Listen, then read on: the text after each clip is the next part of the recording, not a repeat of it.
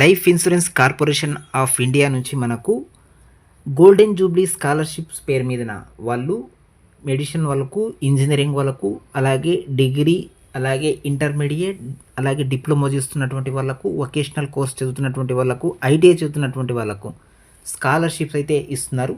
సంవత్సరానికి 40,000 రూపాయల నుంచి 20,000 రూపాయలు స్కాలర్షిప్స్ అయితే ఏదైతే ఇస్తున్నామని నోటిఫికేషన్ రిలీజ్ చేశారో దానికి సంబంధించి మీరు ఆన్లైన్లో అప్లికేషన్ ఎలా ఫిలప్ చేయాలి అనేది స్టెప్ బై స్టెప్ ఈ వీడియోలో ఎక్స్ప్లెయిన్ చేస్తాను అనమాట. వీడియోకి ఒక లైక్ చేయండి, ఛానల్ని సబ్స్క్రైబ్ అయితే చేసుకోండి. వీడియో డిస్క్రిప్షన్ కూడా లింక్ ఇస్తాను, అక్కడ నుంచి క్లిక్ చేసి మీరు ఆన్లైన్లో అప్లికేషన్ అనేది ఎల్ఐసికి సంబంధించినటువంటి గోల్డెన్ జూబ్లీ స్కాలర్షిప్కి సంబంధించి అప్లికేషన్ అనేది మీరు కూడా ఫిలప్ అయితే చేసుకోవచ్చు అనమాట. సో జస్ట్ మీరు వీడియో డిస్క్రిప్షన్లో ఉన్నటువంటి లింక్ మీద క్లిక్ చేస్తే డైరెక్ట్గా ఈ పేజ్ అనేది మీకు ఈ విధంగా ఓపెన్ అయితే అవుతుంది. గోల్డెన్ జూబ్లీ స్కాలర్షిప్ స్కీమ్ 2024 అని ఈ విధంగా కనిపిస్తుంది. ఇక్కడ చూడండి, please read attached instruction and scheme detail carefully before applying అన్నారు. సో ఒకసారి మీరు దీనికి సంబంధించినటువంటి అటాచ్మెంట్ ఇన్స్ట్రక్షన్ అన్నీ కూడా క్లియర్గా చదివిన తర్వాత అప్లికేషన్ అనేది ఫిలప్ చేయమని అడుగుతున్నారు. Yes, enter the following information అన్నారు.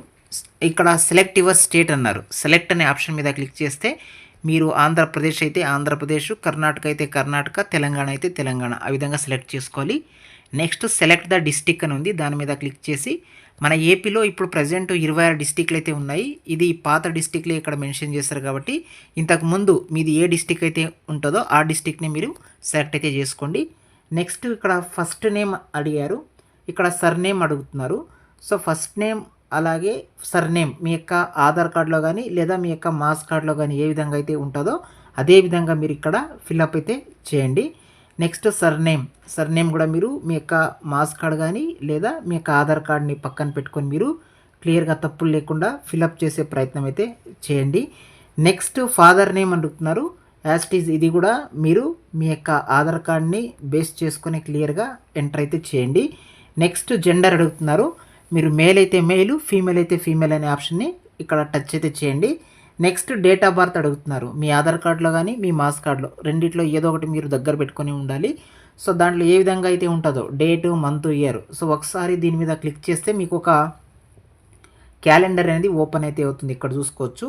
ఇక్కడ మీరు ఫస్ట్ ఇయర్ అయితే సెలెక్ట్ చేసుకోండి. మీరు ఏ ఇయర్లో డేట్ ఆఫ్ బర్త్ ఉందో మీ ఇయర్ అనేది సెలెక్ట్ చేసుకోవాలి. ఇక్కడ చూసుకోవచ్చు 1999 నుంచి పుట్టినటువంటి స్టూడెంట్స్ ఎవరైతే ఉన్నారో వాళ్ళు మాత్రమే స్కాలర్షిప్కి ఎలిజిబుల్. దానికన్నా ఎన్నుకున్నటువంటి వాళ్ళు ఈ స్కాలర్షిప్స్కి ఎలిజిబుల్ అయితే కాదు. మీరు ఈ విధంగా మీ ఇయర్ని సెలెక్ట్ చేసుకున్న తర్వాత నెక్స్ట్ మంత్ని సెలెక్ట్ చేసుకోవాలి.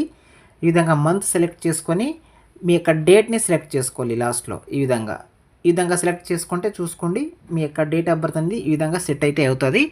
నెక్స్ట్ నేషనాలిటీ అని కనిపిస్తుంది. మీరు ఇండియన్నా ఫారిన్ అని అడుగుతుంది. మీరు ఇండియన్ అయితే ఇండియన్, ఫారిన్ అయితే ఫారిన్ అనేది సెలెక్ట్ చేయాలి.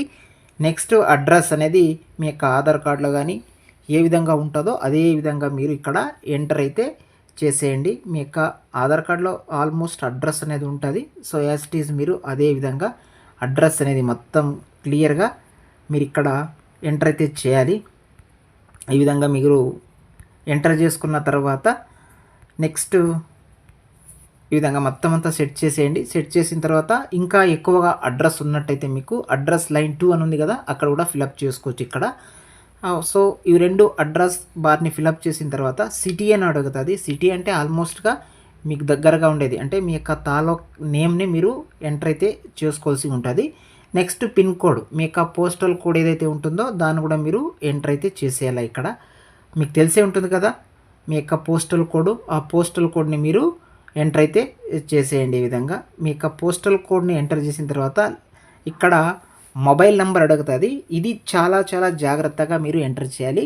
మీ దగ్గర యాక్టివ్గా ఉన్నటువంటి mobile number, next email number, ఇవి రెండు కూడా చాలా ఇంపార్టెంట్ అనమాట.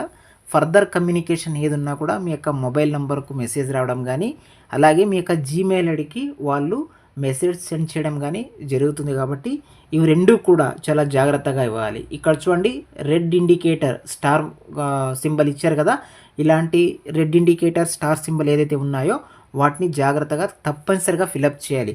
సో మొబైల్ నెంబర్ ఏదైతే యాక్టివ్గా ఉంటుందో మీ దగ్గర ఆ మొబైల్ నెంబర్ ఇవ్వండి. ఈమెయిల్ ఐడి కూడా మీరు ఏదైతే యూజ్ చేస్తున్నారో మర్చిపోకూడదు. మళ్ళా ఒకసారి ఇచ్చి ఏది ఇచ్చానో తెలీదు, అది ప్రెజెంట్ నాకు పని చేయట్లేదు, ఇప్పుడు ఎలా తెలుసుకోవాలి అని చాలామంది అడుగుతారు. సో అలా కాకుండా మీరు యాక్టివ్గా ఏదైతే రోజు యూజ్ చేస్తారో అలాంటి మెయిల్ ఐడినే మర్చిపోకుండా మీరు ఇక్కడ ఇచ్చుకోవాల్సి ఉంటుంది. So mobile number, email ID రెండు కూడా మీరు ఇచ్చేయండి.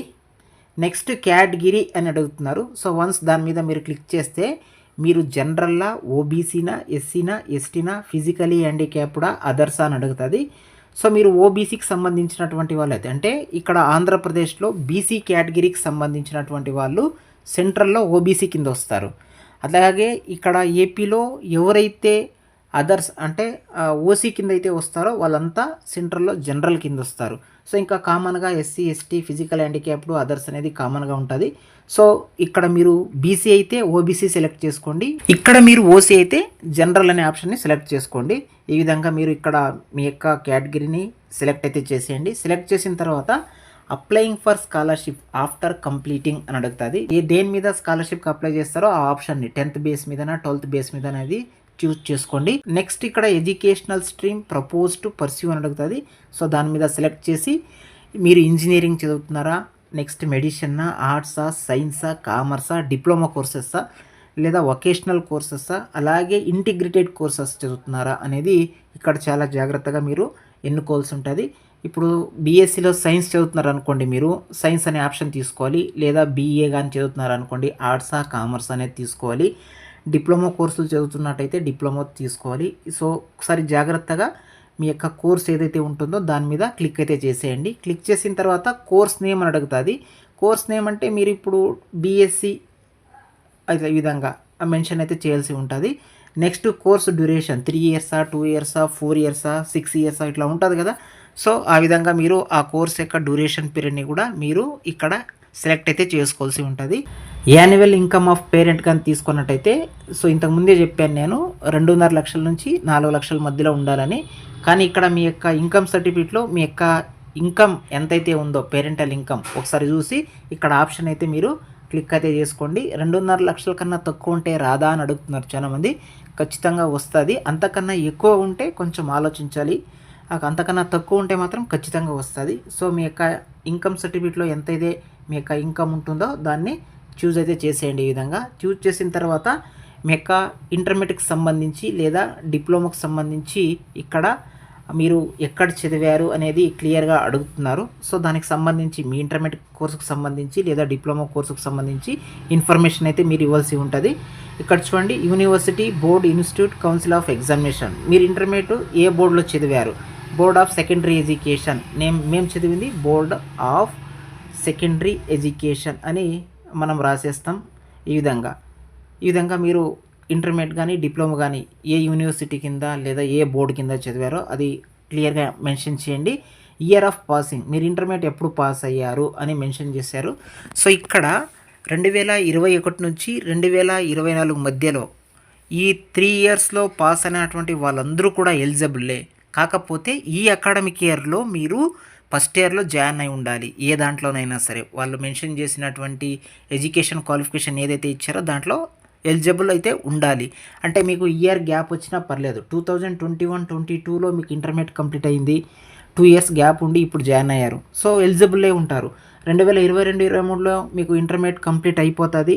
నెక్స్ట్ ఈ అకాడమిక్ ఇయర్లో మీరు డిగ్రీ కానీ ఇంకో కోర్సులో కానీ జాయిన్ అయ్యారంటే మీరు ఎలిజిబుల్లే.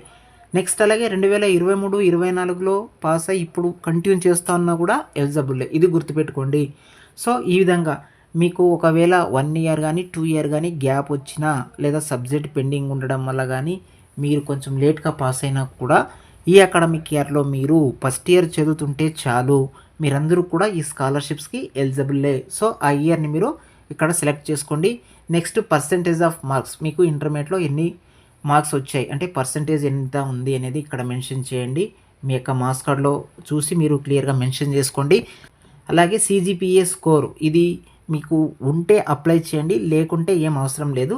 అలాగే అప్లోడ్ ఆఫ్ మార్క్ షీట్, దీనికి సంబంధించి మార్క్స్ కార్డ్ ఏదైతే ఉందో దాన్ని మీరు ఖచ్చితంగా అప్లోడ్ అయితే చేయాలి. చూజ్ ఫైల్ అనే ఆప్షన్ మీద క్లిక్ చేసి మీ మొబైల్ గ్యాలరీలో పెట్టుకొని డైరెక్ట్గా అప్లోడ్ అయితే చేసేయండి. ఇయర్ ఆఫ్ అడ్మిషన్, సో ఈ అకాడమిక్ ఇయర్ చూడండి ఇక్కడ ఏం లేదనమాట, ఒక్కటే ఇచ్చారు 2024, 25. ఈ అకాడమిక్ ఇయర్లో మీరు ఫస్ట్ ఇయర్ చదువుతూ ఉండాలి అనేది ఇక్కడ దీని యొక్క అర్థం అనమాట. మీరేం ఇక్కడ చేంజ్ చేయడానికి ఆప్షన్ అయితే లేదు. Next upload proof of admission. So మీరు ఏదైతే ఫస్ట్ ఇయర్ చదువుతున్నారో దానికి సంబంధించి కాలేజ్లో మీరు అడ్మిషన్ అయ్యేటప్పుడు ఒక ప్రూఫ్ అనేది ఇస్తారు కదా, అడ్మిషన్ లెటర్, దానికి సంబంధించి సర్టిఫికేట్ అనేది మీరు ఇక్కడ అప్లోడ్ అయితే చేయాలి. Any of your family member currently receiving or applying for LIC GJF scholarship అన్నారు. లేదు అనే ఆప్షన్ మీద క్లిక్ అయితే చేసేయండి. Are you receiving any other scholarship అన్నారు. ఒకవేళ మీరు వేరే స్కాలర్షిప్స్ తీసుకుంటూ ఉన్నప్పటికీ కూడా, అంటే ప్రైవేట్ స్కాలర్షిప్స్ అండి ఇవన్నీ కూడా, మెరిట్ బేస్డ్ ఏదైతే ఇస్తున్నారో బయట అవి ఆ స్కాలర్షిప్స్ తీసుకుంటున్నారా అని అడుగుతున్నారు. గవర్నమెంట్ నుంచి వచ్చే స్కాలర్షిప్ కాదు. సో నో అనే ఆప్షన్ మీదే క్లిక్ చేసేయండి. నెక్స్ట్ బ్యాంక్ అకౌంట్ డీటెయిల్స్, ఇది చాలా ఇంపార్టెంట్ అనమాట. ఐఎఫ్ఎస్సి, మీకు ఏ బ్యాంక్లో అకౌంట్ ఉన్నా, ఒకవేళ మీకు బ్యాంక్ అకౌంట్ లేకపోయినా మీ పేరెంట్ యొక్క బ్యాంక్ అకౌంట్ కూడా ఇవ్వచ్చు, మీ రిలేటెడ్ బ్యాంక్ అకౌంట్ కూడా ఇవ్వచ్చు, దాంట్లో ఏం ప్రాబ్లం అయితే ఉండదు. ఐఎఫ్ఎస్సి నంబర్ అనేది మీరు ఫస్ట్ ఎంటర్ చేసేయండి. Next name of the bank, ఆ బ్యాంక్ నేమ్ ఏంటి అనేది, హెచ్డిఎఫ్సి బ్యాంకా, ఐసిసిఐ బ్యాంకా, స్టేట్ బ్యాంక్ ఆఫ్ ఇండియానా, కరూర్ వైశ్య బ్యాంకా, ఈ విధంగా ఉంటాయి కదా, కెనరా బ్యాంకా, ఆ బ్యాంక్ నేమ్ అనేది ఎంటర్ చేసేయండి. నెక్స్ట్ బ్రాంచ్ నేమ్, ఆ బ్యాంక్ అనేది ఏ ఊర్లో ఉంది, ఆ బ్రాంచ్ నేమ్ అనేది మీరు ఇక్కడ ఎంటర్ అయితే చేసేయండి. అకౌంట్ నంబర్ చాలా జాగ్రత్తగా మీరు ఇక్కడ మెన్షన్ చేయండి. Next last 4 digits of Aadhaar number అన్నారు. ఖచ్చితంగా మీ యొక్క ఆధార్ నంబర్లో ఉన్నటువంటి లాస్ట్ 4 నంబర్లు ఏవైతే ఉన్నాయో అవి ఇక్కడ ఎంటర్ అయితే చేసేయండి. ఎంటర్ చేసి పైకి స్వైప్ చేస్తే డిక్లరేషన్ అన్నారు చూడండి, ఇక్కడ బాక్స్ కనిపిస్తాయి, చెక్ బాక్స్ 3, అన్నిటి మీద మీరు ఇలా టిక్ చేసేయండి. టిక్ చేసి సబ్మిట్ అనే ఆప్షన్ మీద క్లిక్ చేసేయండి. అంతే, క్లియర్గా మీరు అన్నీ కూడా మ్యాండేటరీగా ఇక్కడ ఏదైతే స్టార్ మార్క్స్ ఉన్నాయో రెడ్ కలర్లో అవన్నీ కూడా ఫిలప్ చేసేస్తే ఖచ్చితంగా సబ్మిట్ అనే ఆప్షన్ మీద క్లిక్ చేసిన వెంటనే మీ యొక్క అప్లికేషన్ అనేది సక్సెస్ఫుల్గా సబ్మిట్ అయితే అయిపోతుంది. మీరు ఏదైతే జీమెయిల్ ఐడి ఇక్కడ మెన్షన్ చేశారో ఆ జీమెయిల్ ఐడికి ఒక అక్నాలెడ్జ్మెంట్ అనేది మీకు రావడం జరుగుతుంది. అంటే అక్కడ మీ యొక్క అప్లికేషన్ నంబరు తదితర వివరాలన్నీ కూడా ఉంటాయన్నమాట. ఈ విధంగా మీరు ఈజీగా మీ మొబైల్లోనే మీ యొక్క గోల్డెన్ జూబ్లీ స్కాలర్షిప్కి సంబంధించి ఆన్లైన్ అప్లికేషన్ని సబ్మిట్ చేసే ప్రాసెస్ అనమాట. ఇదండి ఇవాల్టి వీడియో. ఈ వీడియో కనుక మీకు యూస్ఫుల్గా ఉంటే వీడియోకి ఒక లైక్ చేయండి, ఛానల్ని సబ్స్క్రైబ్ అయితే చేసుకోండి. Thank you for watching.